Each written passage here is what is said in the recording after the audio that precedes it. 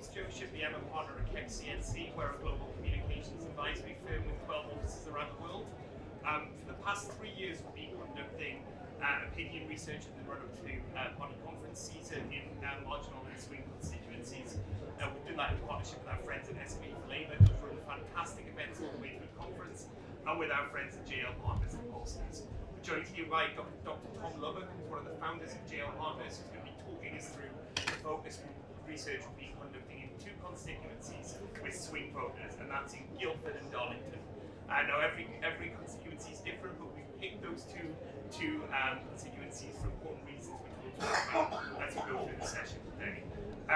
Before we go on, let me just introduce the panel. I'm joined by Christian Wakeford, the MP for Bury South. We are joined by Gareth Snell, who will be rejoining Parliament as MP for Stoke Central.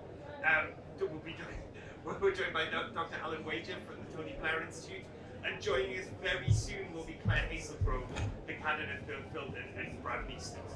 As I said, we've got clips coming up covering, thank you very much, covering what's been said in 2 constituencies on 3 issues. So we're going to talk about cost of living briefly, we're going to talk about energy and net zero briefly, and then we're going to talk a little bit more about the party politics. If it's okay with the panel, I want to spend a little bit more time talking about the 3rd issue. So we might move through a little bit quicker through the first 2, if that's okay. So we might not all be able to speak as much as we want, and would love to make sure we've got time for questions if we do have time for them. So we'll start off with the first video, which is voters in both constituencies talking about cost of living issues, and then Tom will make a couple of framing comments before I have a conversation. Okay, here we go.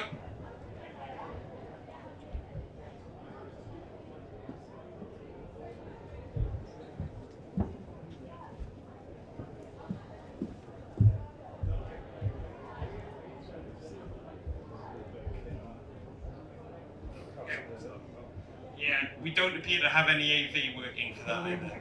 So I'll tell you what we'll do is we'll just press ahead, and Tom, if you could just talk a little bit. You've been talking to voters all across this country and then other countries too about the cost of living crisis at the moment. What are voters saying at the moment? Could you talk a little bit about how cost of living is different for some of the other issues we're focused on?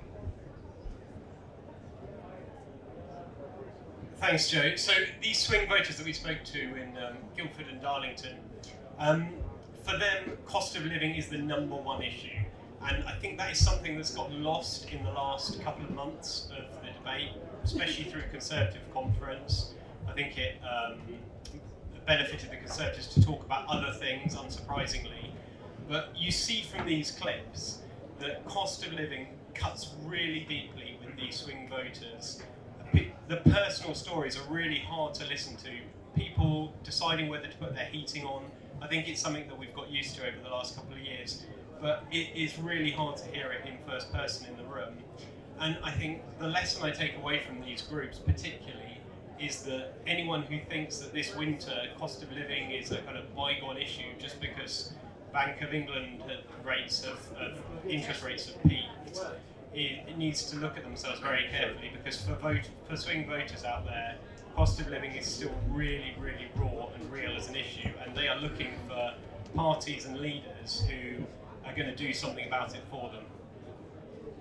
So, Christian, one of the things we've talked about a lot when we've been listening to voters is when it comes to cost of living, there's this just big extended fear.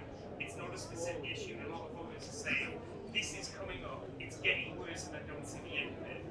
That's a tough conversation to have for an opposition. So how are you talking to voters to, I guess, make the Labour Party feel like it's got agency now, when it's still, a year potentially away until we get to the general election? I think, like I said, it's not an issue that's just started overnight. I think Theresa May, when she was Prime Minister, was speaking about just about managing. We've gone beyond that, where it's been increasing in interest rates and mortgages, which no one ever really thought about until the disasters of last year and the Trust Premiership. So I think when we're trying to have those conversations on the doorstep, one thing that comes up is Rishi's promise to halve inflation. People don't understand what that means, but a lot lot of people actually think it means prices are going to start falling. So, no, prices are still going to go up, just at a slower rate. So I think the overall package from the government has been really atrocious.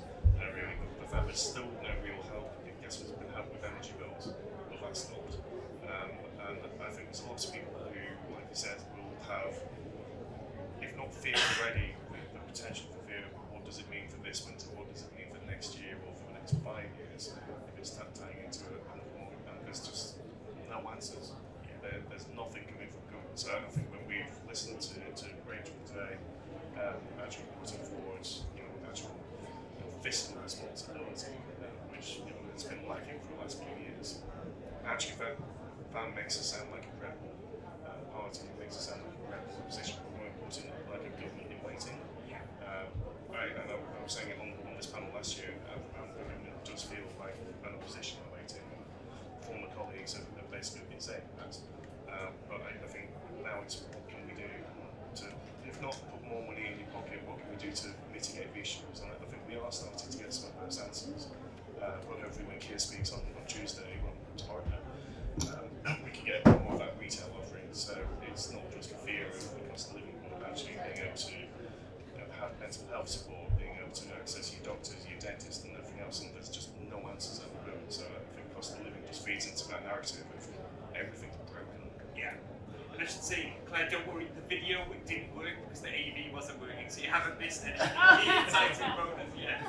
But I would just be interested to know, when you're having a conversation about cost of living in hopefully your constituency, it's a bit different from others. A lot of new builders, I understand, are just outside of Bristol. How are hopefully your voters talking about cost of living as an issue? Yeah, great question. Hi everybody, can you hear me with this on? Yeah, I think these are now working as well. Yeah, great. Oh. That is better, isn't it?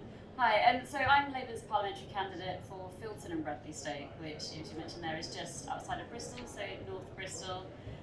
Cost of living is the #1 issue on the doorstep across every single town and village across the constituency I'm our candidate in.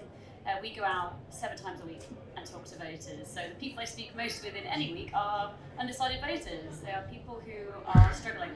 Cost of living is really there, front of mind for everybody, and you touched on it. It's quite different in different places as to what that means, but people do start with that. It's the cost of living, it's getting by. For some people it's mortgages. So in Filton and Bradley Stoke, it's around 15,500 households who are looking at paying on average around £260 more on their mortgage a month. That's a huge amount, and obviously that means some are paying more than that a month. And so that doesn't just mean it's the frivolous things in life, where everybody should have a choice as to how they spend their money, but it's the fundamentals, isn't it? It's the bills. I speak to people who are coming out of retirement because they can't afford to stay in retirement. I speak to people who may have voted Conservative their whole life, but are thinking, hang on a minute, I've done everything right, I played by all the rules, I voted Conservative, I thought they were on my side, but I still don't know what social care might cost. If I don't know what social care might cost, and my bills were so extortionate last winter, and I'm looking ahead to another one coming down the track without anything really having changed, then what am I going to do? And so there's a real lack of faith now, I think, and because it's gone on and on and on without a solution from this government, I'm always really glad to be able to talk about our clear plans for this, whether that's in the short term, being able to really begin to tax and do that windfall tax properly on those oil and gas giants, be able to get bills down, and then introduce GB energy as well, so we can have that energy resilience using clean energy resources for the future. I think people are quite reassured and glad to hear that one party is thinking long term, but it's a huge issue and it's not going anywhere. And the fact it wasn't really mentioned by the Prime Minister in his speech last week is unforgivable. I think it shows that they are really trying to run away from this issue. They know how closely tied to it they are. It's the only reason I can think about as to why they would simply avoid it in such a direct way when it is the #1 issue facing people across every demographic, across every community, across our country. So, Gareth, Claire's talked really clearly there about, I guess, the way Labour should be holding the government to account, given the salience, importance, and absolutely essential nature of this issue. I mean, from your perspective, with the voters you want to bring back to the Labour Party, what kinds of things do you think they need to hear from Labour to be really convinced that we'll deliver when we're in government? So I have a story I like to tell from when Ruth and I were door knocking in a part of my constituency called Abbey Holton. It's a 1920s council estate. An elderly couple come to the door in their dressing gowns because they couldn't put the heating on, and they were sitting in the kitchen because that was the only light bulb they wanted to put on. And that's not one example we have come across. And anyone who's knocked doors in any constituency would have met people that answer the doors in their coats and their dressing gowns because they are worried. So we have an absolute smorgasbord of policy that we will enact once we have a Labour government. But what we've actually got to do is start talking to folk in the tangibles that they can interact with on day one. Yes, we can the windfall tax to pay this. What does that actually mean to the couple that I met in the council estate who can't put on more than one light bulb? What does that actually mean to the mum who can't afford to buy enough groceries and has to go to the food bank? What does that mean for the people that have to take a taxi because actually 2 or 3 buses don't work on time? So it's about what are the practical implications for those for people's everyday lives. The people that come to Labour Party conference, we are interested in politics, we are interested in policy. For most people, the politics and policy of a general election will be the thing they think about for the 2 weeks before they go and vote. And so we've got to be able to explain and talk and listen on the language of clear priorities that affect people's day-to-day lives. So the thing we're talking about in Stoke at the moment, and we've got a brilliant Labour council, we've got a initiative there where we're doing financial MOT, so we're just helping people think about how they spend their money that they've got a bit better. We've got advisors helping individuals, and there is a demographic thing here, and it does mainly go to working class communities. They don't like asking for help. We don't like asking for something. We don't like thinking that we're going to be a burden on the state. So we're working with older families in communities to say, right, are you getting all the right pension credits that you're entitled to? Because if you get the pension credit, it unlocks all these other things. And there are so many families at the moment that just aren't getting what they need. So we're doing it in Stoke very much through the lens of and the prism of what's the practical help we can offer you today and what's the very practical help we can promise you for tomorrow. Because whilst absolutely love everything that Rachel said today in her speech, and wasn't it a brilliant speech, we've got to be able to take it onto a doorstep and explain it in 30 seconds, and that's the challenge that I think we as a party have still got to work on over the coming days, weeks and months. So I think, Gareth, in your comments there, actually, you just set up where we wanted to go next, which is energy and net zero, because obviously it's not the only component of cost of living, but it's a really important one. Alan, I'll come on to talk to you in a second about what the government did last week in what was a long-term consensus on an energy policy. But I thought we'd listen to the voters first. Now we've got the sound back, and then I'll ask Tom to get his view a little bit about what they've had to say.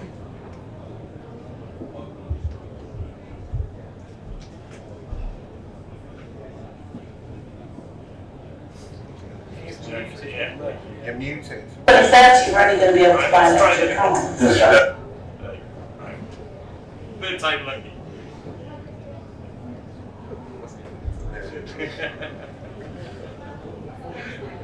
Well, I'm going to be forced to heat pump installed, but they're not liable anyway. And now after 2030, we're only going to be able to buy electric cars. They're more damaging to the environment making an electric car than our normal gas diesel cars. I'm furious about the EU list. I think it's outrageous, and I will go and protest. My car passes a test every year. I'm really paying to make sure that car is maintained. I'm ready to go on motorbikes. Okay, yours is the way forward. It's true. It doesn't matter if we're zero, Because we're tiny. whatever, because we're that's the world with. Okay, and the big countries like China and that, which are creating huge emissions and problems and waste. It's a great idea. Okay, but it's not the world that's doing it. I disagree, but you've got to lead by example.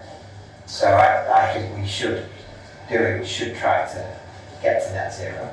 Maybe other countries will follow. I'm a little bit relieved. Because the infrastructure's not there. You say, there's no way I would buy an electric car. Because you'd worry that things aren't in place, like you say, you're on a journey. Because I've got a diesel car, and that would bring the price of my old car down. Right, so Yeah, okay. So I have my garden down there. I put it in my garden, that's fine. Do you think they should implement it slower? 2015, it's actually not that far, 20 odd years away. It's a good goal, but it's going to go down in the wrong way. So again, the poor's going to pay for it. I mean, to me, 2050 feels a long time away. But I think, definitely noticed that, the amount of wildfires increasing, the amount of troubles that are happening on the earth, that feels like things are starting to ramp up. They're a block on the landscape, aren't they? I'm not sure. Yeah. I don't quite understand it, to be honest. I think we've heard so much, we're just saturated with it. It's attainable. I don't think it's a big ask, like you say, not just for businesses but for everyone. So it's not. Electric cars are so expensive. Well, I don't know all the ins and outs of it, but apparently it's supposed to be a lot cleaner. I wouldn't want to live near one, but it's a viable source of energy. Clean energy, isn't it? Yeah, and it's wind everywhere. So, Tom, could you just talk? I think the key message, it seems to me, pollsters always say, is that ordinary people and people who are interested in politics live in completely different worlds. And yet what I find quite interesting about when you hear voters talk about net zero is they are mirroring a lot, I guess, a lot of the arguments that have been made, especially in some of that consensus as being challenged. What's your view? Yeah, the key thing to note here is what we see is people overwhelmingly supportive of that 2050 net zero target. People who think global warming is happening, it's caused by humans, and they want to do something about it. And then on the flip side, that's the positive story. And then on the flip side, you have policies like the 2030, now 2035 ICE ban, the internal combustion engine ban, which was, it's akin to kind of launching a new kind of Coke or Pepsi or something, but not doing any advertising around it, not persuading people that it's a good product or anything. It's just kind of launched out there and into the vacuum that policy was left in were all the arguments you just heard there, all the arguments that we've come to be familiar with. The infrastructure isn't going to be there, electric cars are too expensive, China's not going to do anything, so why should we bother? And this is the real danger, and I would just caution anyone involved in policy making like this. You need to link up, you need to draw that link really clearly with branding and messaging between the aspiration for net zero and how these policies will get us there. Otherwise, you end up in this situation that we saw there with these swing voters. They were really crying out for that Rishi Sunak move a couple of weeks ago. They wanted him to push the ban further back. They'd heard bad things and they decided they didn't like it. So, Alan, I'll come to you in a second, but just one follow-up, Tom. On the 2030 ban on sales, do voters actually think that they're going to have to get rid of their car if it's an internal combustion car if they've got it? Yeah. It seems to me that I think there's just a basic level of confusion about what the policy is. Yeah, it's a great point, and this is what happens when you don't sell. There's no. You look back at COVID and you think, my God, that was a terrible time, but some of the government messaging was really clear, and there was really good, actionable messaging around it. Whereas you look at something like this, it's just left to float out there, and for exactly the same kind of conspiracies or misinformation to accrue around it. Exactly as you say, Joe, people have no idea what it's all about. So, just Alan, I'm interested in your view there around, it seems to me, net zero in particular is this complicated issue, and that its outcome is utterly static. So there's a defined outcome you have to get to, is the argument, right? But the journey is very dynamic, right? And the government have a point when they say, look, technology changes, costs change, we need to be flexible. What's your view around how Labour can engage? Well, the government have a point, and these voters have a point that sort of electric vehicle infrastructure in this country isn't ready for 2030. And the solution to that is actually to make sure the infrastructure is ready, not to sort of push back the targets, right? So these voters are actually quite switched on and quite aware that actually currently the UK isn't in a position policy-wise to really be implementing the policy. That's not the answer to that. Isn't to delay the target. And I think that these things broadly speak to the fact that progressive politicians have been up to now been quite defensive about the public opinion around net zero and said, oh, well, people are quite supportive of the principle. I think we need a new set of sort of tools, if you like, as sort of people advocating for net zero, thinking about the policy-specific issues that we sort of face here, and actually thinking about some of the framing around it. Think about some of the international stuff there, for example. Actually, there's been quite a lot of good international collaboration around climate change. Can we make a positive case for that? So that say at the Tennever Institute, but there's been loads of technological advancements around net zero. If we sort of start letting people know about that, will people be more optimistic rather than pessimistic. So we need new framings, new ways of thinking about it. What we don't need to do is abandon the targets, but that's where we are. And Claire, what do you think? Because what we heard, I'm always struck with these groups as well, that there are a set of things people always talk about. Are people convinced by the technology, do you think? Alan's saying let's make a technological argument to keep to the targets. Do people believe that the technology will be in place, do you think, in your constituency?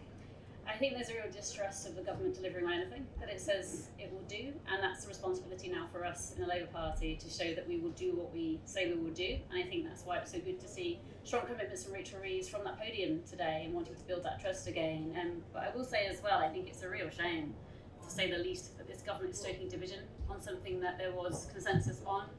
I hear that, and you sit there and some of those comments, it makes me think of the US. And I used to live and work out there. I always hoped our politics wouldn't get to that stage where it was being, an issue so important was being harnessed by a government for purely political reasons. Of course we need to move and transition in a just way. We know that, we've been saying that for years in the Labour Party, that's not news to us.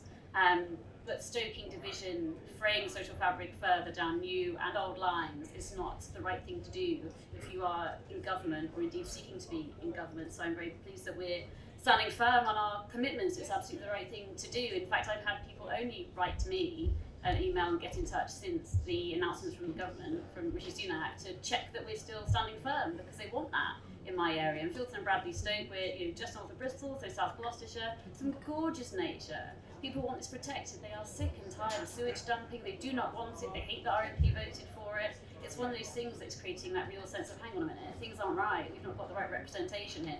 And so I think it's, being mindful that people do think and feel differently about it, and there's no inaccuracy of feeling, but I think the government need to be mindful of not stoking division, whereas I think that they quite probably are, having had some recent conversations, it sounds like, with Dominic Cummings, who has said, wedge issues for you, go after net zero, go after woke, and challenge on that, but it's not the right thing to do. So, Christian, I'll come to you in a second when we go to the third section. But Gareth, you were sounded like you were really approving there with what Claire was saying. I guess my question to you is your perspective on when voters know they're being told what they want to hear. Do you think they do see through that? Oh God, yeah. How do you know, and how do they know? Well, I lost my seat, so I know that they see through some things at times. Look, when we underestimate voters at our peril. Anyone that does elected politics anywhere needs to remember that voters are much more nuanced than we like to give them credit for. Tribal politics and party loyalty in this country is on the decline. Most people now will look at the issue that they care about, look at which party's saying what, and then they'll vote on it. But they'll do that. They'll do that in the 2-week window before a general election. I mean, again, anyone that's canvassing and I can see some lovely friends from the Labour Club in Keele who are sat there canvassing week in, week out in North Staffordshire, they will hear people go, I'm not decided. I'm not sure how I'm going to vote. I'm not really made my mind up yet. Lots of people are genuinely on the fence at the moment about what they're going to do, and it's our job to not tell them what they want to hear, but what we do have to do, and where I agree with Claire, is that we've got a rancid Tory government that are so desperately to cling on to being in government for as long as they can do. They would literally tell you they're responsible for the sun rising in the morning if they thought they could get away with it. They will tell you that they personally brewed your cup of tea in the morning if they thought that would get you their vote. And we've got to be very clear about the fact of calling that out, because the reason Sunak said I will bring down inflation was he had a report that said inflation is going to naturally fall over the next year, and I'll take credit for that.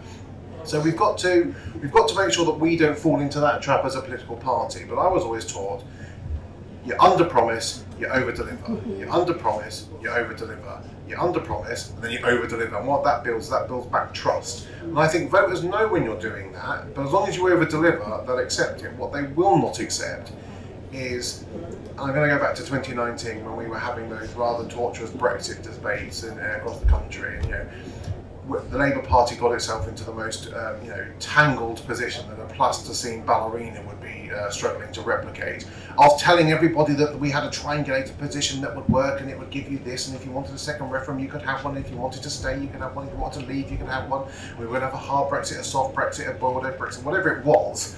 And voters saw through that because they had no idea what we were really standing for. And on the door after door after door, they just kept saying to me, but you don't know what you're doing. You don't know what you want. None of us believe you. And I think we're all the same with net zero with that. And if Sunak and the Conservative Party seek to unpick the domestic consensus that has happened and then try to say this is for the long-term solutions for whatever his current slogan is. Voters will see through that. They'll know it's a short-term decision to try and win votes in an election. They're almost certainly going to get a pasting ad and hope to hang on. And I think voters, although they're not currently making their minds up and they're asked a lot of Ds, I think the more Sunak does this, it'll be to his detriment. Well, once again, you set up exactly where we're going to go next, which shows confidence. I'm not reading your script, I promise. So we'll rehearse. And Christian, I'll come to you to respond to what the voters are going to say about how they might vote in the next election. It is a bit mixed. It is a bit mixed, actually. So let's see.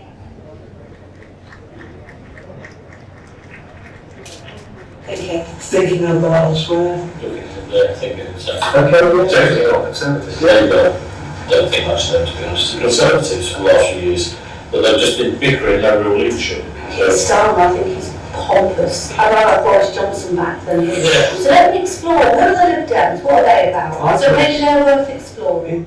To be honest, if there was an election at the moment, I don't know who I'd vote for, worse than I voted in the last election because for me, as a self-employed person, it may have made me better off. I mean, the business rates, for example, tax threshold up from every year they put it up, haven't they? Yeah. I probably would vote for Richie, yeah. It's not about his life, it's about how he runs the country. He's going to do a fairer job for the working people rather than trying to make everybody the same. Conservatives, because I think he's got the right plan to get us back on track. If she hadn't stepped down, Truss would still be it, and that would probably be safer at Labour, definitely. But I'll say our Conservative MP, I really rate him actually. I really think Angela Rayner's little fire rebellion when you say she has more personality than Keir, and if she was actually Labour lead, I would be hard pushed because she's actually, I can feel she's got more passion, whereas Keir is just a cardboard cutout. If it was tomorrow, I would probably vote for Conservative. Green second. Indefinitely Labour having more new ideas. If it's left to say something, they jump on the back of the head and think, look, you're voting somebody else. Anything you trust these days, they could turn around and do some crazy, expand ULEZ in London. I'm more thinking tactically as well, like I'd rather the Conservatives out. I've gone through so many prime ministers. 2019 I did because I felt like I had to vote with my heart on that one, but now I'm like to vote with my head. So I grew up in a family that was on benefits, cars and arms, that sort of thing. A lot of that childhood was under the Labour government, and I felt that they didn't really do anything to help. And I obviously became older and I started working because I didn't want to be in that sort of situation. So I was more aligned with the Conservatives, but since then it just feels like they're not doing what I need them to do. The question of how different is that going to be? Obviously soon I've backtracked on everything. We wouldn't vote Conservative again, but that's still there, but keep making all the right noises. Yeah, I honestly think was more that appeal to people, talking about energy prices. Is it actually possible or realistic?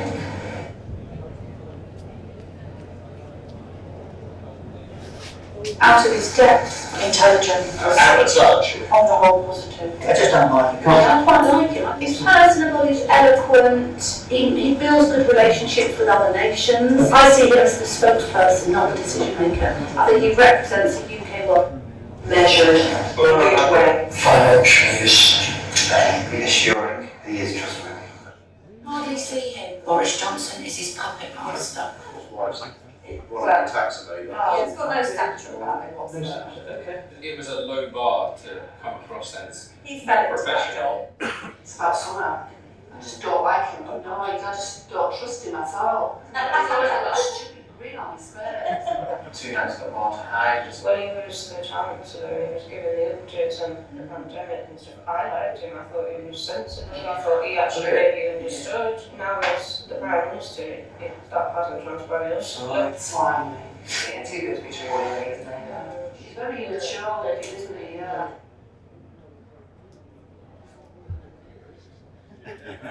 Why is this pompous? Because it comes down to the fact these people are no longer statesmen. All they do is slag each other off. And there's something about his voice. I find him highly dislikable. He's a bit of a crucible, isn't he? He's had just as much mud slung. He likes throwing the mud, doesn't like throwing back his own way, sort of thing. He's done some, or in within the party there's been some issues as much as there has in the Conservatives. Yeah, they're all as bad as each other. Smarmy, possibly untrustworthy because of the U-turns. Not argue, but I don't, you know, I'm not sure I could vote. I don't think there's any substance to Labour. I mean, I see him as quite honest. I think he's all right. I just think the party's rubbish because he's not really saying it. I wouldn't know what the Labour Party really stands for. Stand Keir, his personality, he's always sniping. He bases all his policies on what he thinks you won't like from the Conservatives. Flaky. Point scoring. Out to his depth. Don't really know what he stands for. Fact-free Tory. I can see why he's going for it and wants to pick up the people that were alienated by Corbyn, but it comes across as a bit slimy. Somebody's got no ideas of his own. No charisma, no backbone. Oh, when he first came in, I thought, what Labour? Starmer comes across Got that as, respect. you could see him as Prime Minister. I think the Labour Party's not quite what it was on the Corbyn. It's meant to be a Labour Party. Dependable. Slightly more trustworthy. Working class. He just feels a bit more approachable, more kind of... Yeah, it's a bit more human. Right, well, Hi, I'm Anya. that is what you call a mixed set of feedback.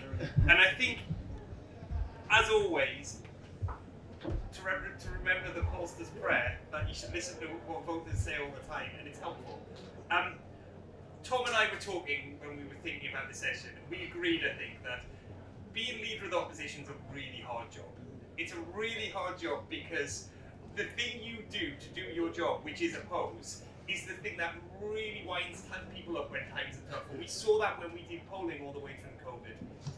And we've seen polling go up, Labour doing great, Labour doing not so well, but what has always struck me is that conversation around leaders is quite consistent. But we were talking about the fact that that was also true for Margaret Thatcher in 1978. You know, it was also true for David Cameron in 2009. I guess, Christian, I'm wondering what the feedback you have is on where Labour is now. You know, look, we talk quite a bit about promises and being seen to be under promising and over delivering.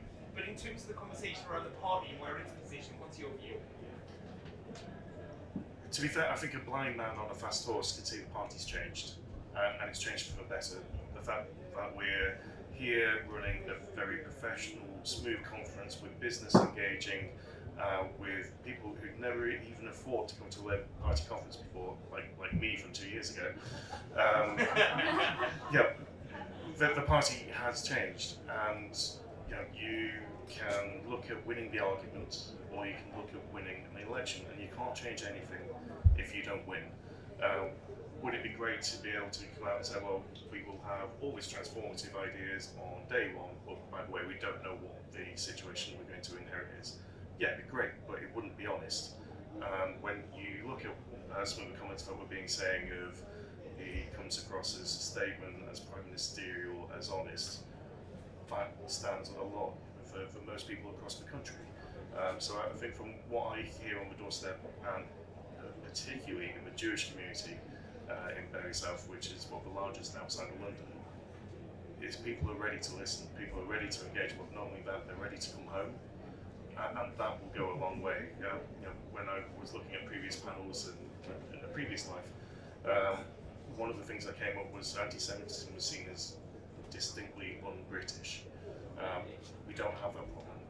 You know, we've had a few issues outside today, but that's not within the secure zone. That's not within the main auditorium. That everything has changed now. So I think when we're looking forwards, we can do it with hope. We can do it with aspiration. We can do it with a true belief that we can not only achieve it, but deliver it. And it's going to be hard.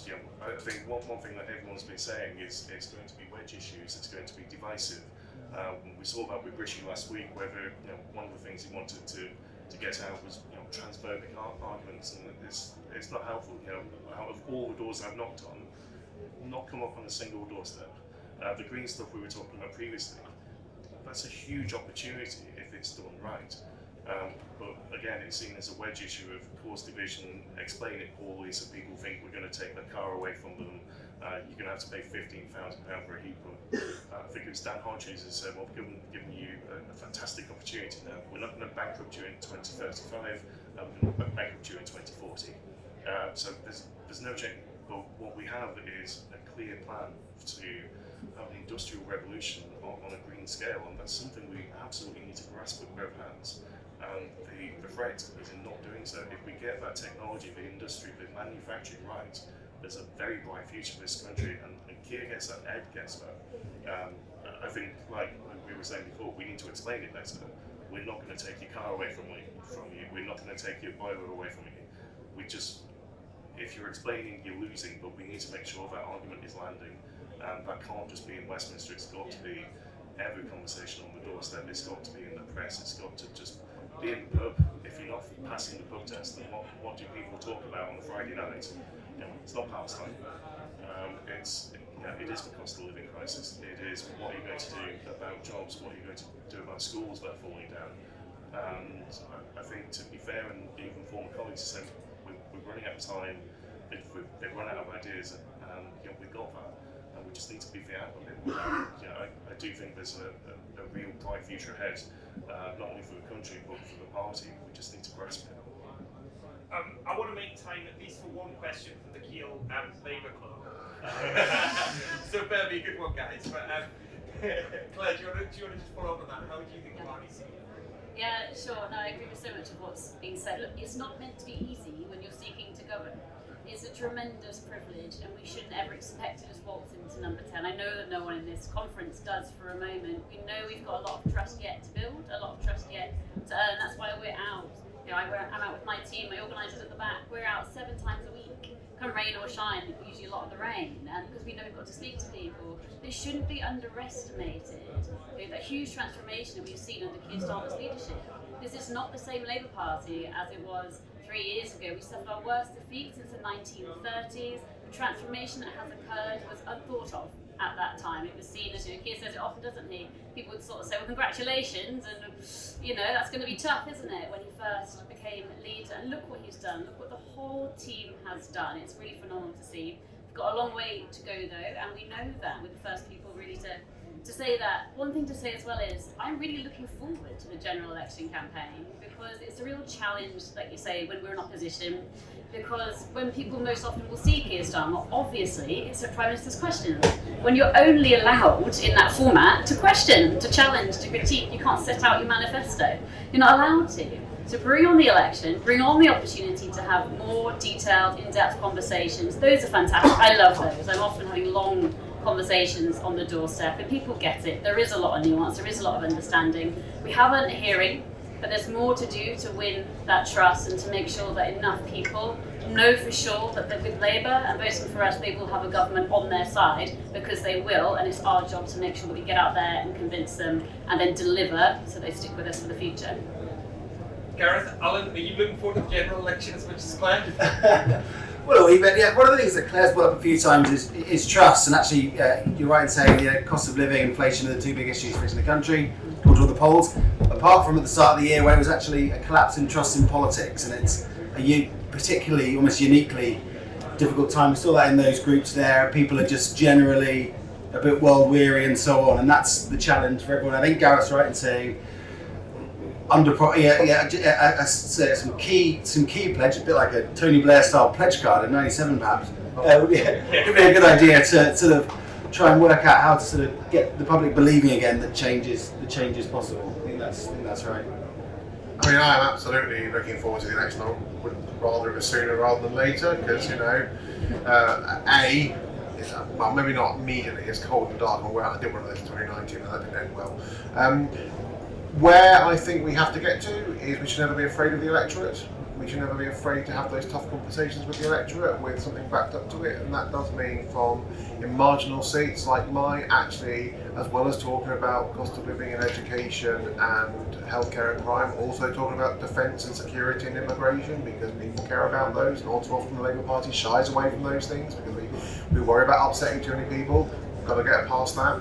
We've also got to make sure that the conversations that we're having aren't just about collecting data, it's about actually understanding what's going on, and that we can then translate those into promises and actions. And then the last thing is about making sure that when somebody, and this is difficult to do, that when somebody does raise one of those wedge issues with us, that we stick to our values and our principles and our conviction. because the last thing that we actually should be doing is abandoning those votes. And that does mean there will be some uncomfortable and conversations that people aren't going to want to have. But if we aren't true to who we are and why we're in the Labour Party, then we don't deserve to win, even if we are going to.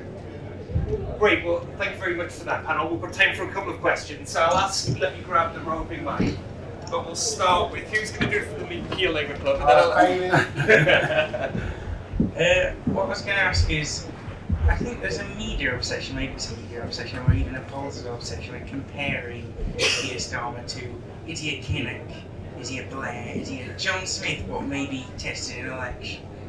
Do you think people actually see that? Because the way people describe him there, he is his own man, and maybe sometimes he needs to be able to get away from those comparisons. I mean, obviously it's in your interest for him to do some things that are very Blairite, but the comparison there, do you think Keir Starmer is a carved out figure in people's minds at this point? Does he need to do more so he's not a mixture of maybe a quarter Kinnock, a half Blair, whatever, he's Keir Starmer? Who wants to take that? Yeah, go on.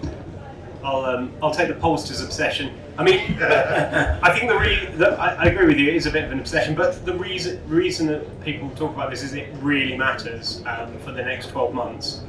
If there's plenty of upside in Keir Starmer, if he can really establish his brand with the voters as someone who wants to change the country for the better, has answers on these things like the cost of living that people are looking for, then Labour will outperform their polling ratings. There's no reason to think they won't.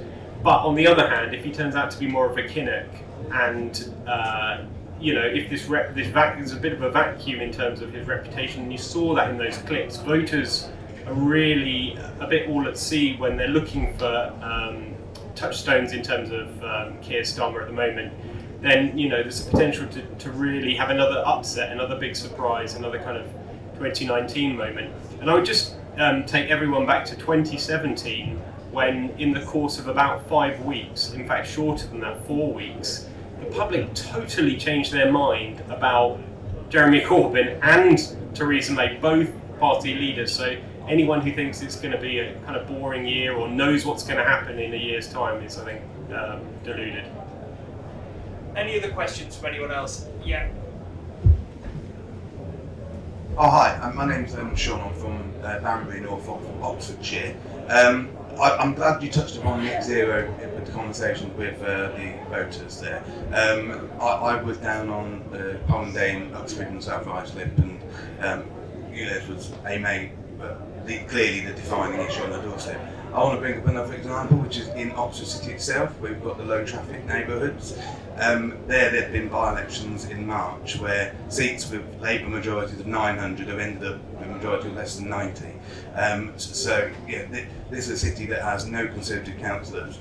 The opposition are Lib Dems and Greens, so I don't think we should necessarily assume that these are people who are anti 2030 targets. These are people who have it. However, the issue is the inconvenience to their daily lives. So my question would be, can we please take seriously that our commitment to net zero by 2030 has to remain, but we need to take very, very seriously the fact that where people find it inconvenience to them personally or hits them in their pockets, we need to make sure that we strike the right balance. And so my question is, can we please get that done? Who wants to bring that up? Everyone just got it. Yes. Yeah. I just think yes.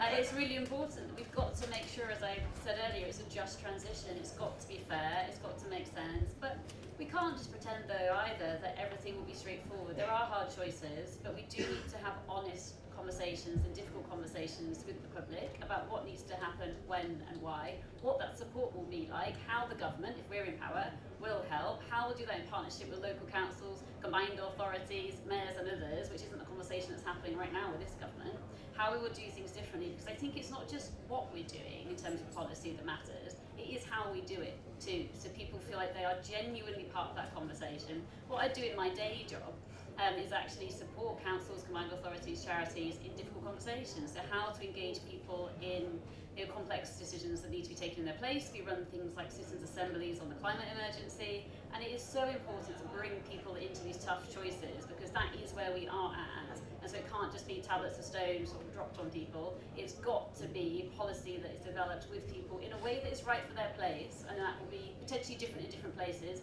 and we've got to get comfortable with that in the centre as well. Gareth, I think you want to follow up.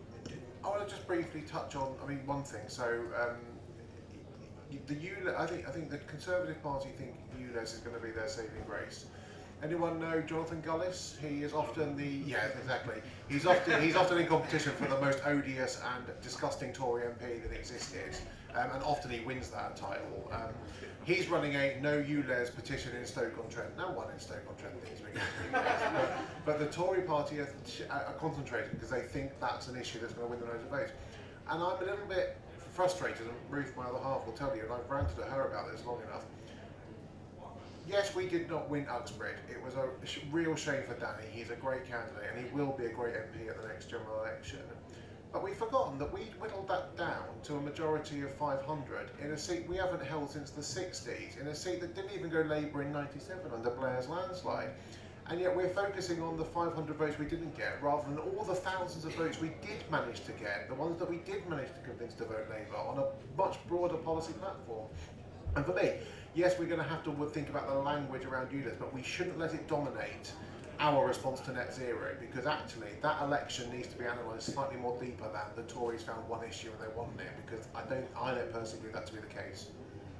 Right, I think we've got time for another question over here. Just to say before then, I'm desperate for an LTN on my street. So there's anyone from Croydon Council here, come and see me afterwards. But hi, I think we've got a question here. No, but I also have a lot of LTNs in my borough in Hounslow. My name's Lara. I am with the Migrant Democracy Project, and given that we're talking about marginal seats, there are often marginal seats that are very reliant on migrant voters, and that can be Commonwealth voters that can vote in general elections, but also since the referendum, a lot of EU citizens have become British and can now vote in general. So I want to hear a bit more about the strategy of winning those migrant voters. Thank you. That's a really interesting question, which I don't think I've heard anyone ask before. Tom, have you had conversations about that, what that voting route looks like? No, it's a really, really good point that it's been a completely radical change since 2019 with lots and lots of EU citizens getting permanent British citizenship. So we are yet to see how that plays out, is the non-answer. Anyone else got any final comments just to wrap up on that or anything else? Sorry, Gareth and Claire first. Just on that, I think really good point, absolutely. When I'm out speaking to people on the doorstep, what I'm finding is there isn't a great difference in lived experience right now in terms of what is the biggest challenge, and it's cost of living for, again, all demographics, all voter groups, every community, town, villages in my constituency, and people are really suffering. And so I think it's trying to understand where there are issues and nuances and challenges that need to be addressed for any particular groups, but also not trying to create a sense of, well, there's this whole other group and how do we do something about that. Actually, in my experience, it's people are struggling with the same things, no matter whether they recently became citizens or have been for a long time. Just briefly, so I have a large Kashmiri community in my constituency and we're very proud of them, and one of their senior leaders, the deputy leader of our council, Andy was here, he is brilliant. And we've also got one of the dispersal hotels that the asylum backlog that the Home Office has completely failed to deal with. Again, what Claire says, speaking to the Kashmiri community, their issues are very much the same as everybody else's. It's cost of living, it's access to healthcare, it's schools. One of the things that, and I implore every single person in this room, if you are a Labour Party campaigner, if you see the Tories trying to scapegoat people in those communities, if you try and see the Tories whipping up dissent against those communities, or as Jonathan Gullis did in my patch, standing in front of a hotel with a camera saying they're all in there, call them out, call them out, call them out, because we do not want to win elections. We do not want to fight where groups of people in our constituencies are used as political pawns for what are essentially neo-far right politics of the Conservative Party.